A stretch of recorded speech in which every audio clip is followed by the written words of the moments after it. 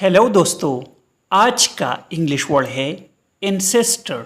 Ancestor का क्या मतलब है, आइए सीखते हैं आज की इस छोटी सी वीडियो में। एंसेस्टर का मतलब है आबा अजदाद या पेशोराव। In English, it means a person from whom one is descendant. For example, my ancestors came from India. इसका मतलब है मेरे आबाओ अजदाद भारत से आए थे। She researched her ancestors. इसका मतलब है उसने अपने आबाओ अजदाद की तहकीक की।